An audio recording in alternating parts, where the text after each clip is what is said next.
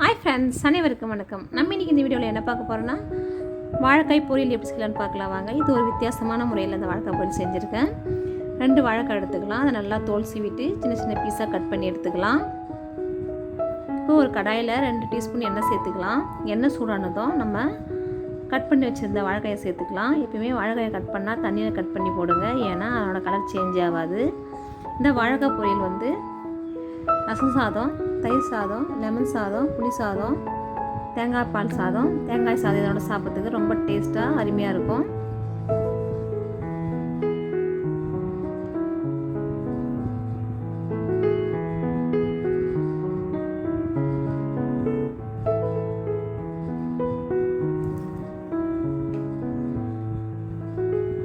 இப்போ இந்த டிஷ்ஷுக்கு தேவையான உப்பு சேர்த்துக்கலாம்.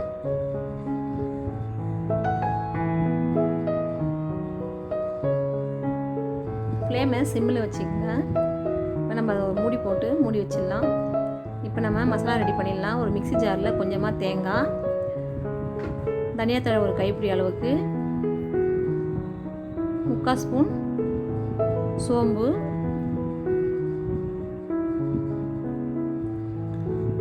காரத்துக்கு ஏற்ப பச்சை மிளகாய். இந்த டிஷ்ஷுக்கு வந்து கொஞ்சம் காரம் தூக்கலாக இருந்தால் நல்லா டேஸ்ட்டாக அருமையாக இருக்கும்.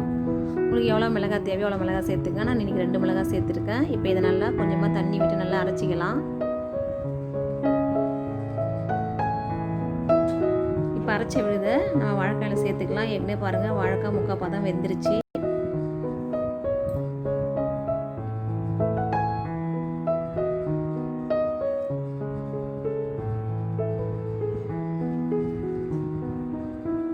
இப்போ நல்லா கிளறி விட்டுக்கலாம். இதை மூடி போட்டு 2 நிமிஷத்துக்கு ஒரு கிளறி விட்டுக்கலாம்.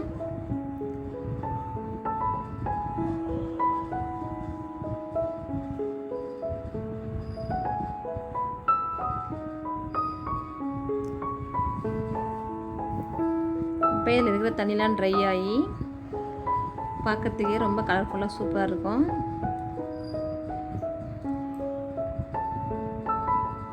இந்த டிஷ்ஷு ஆறின உடனே நல்லா உதிரி உதிரியாக இருக்கும். கலரும் சேஞ்ச் ஆகிடும், க்ரீன் கலர் வந்துடும்.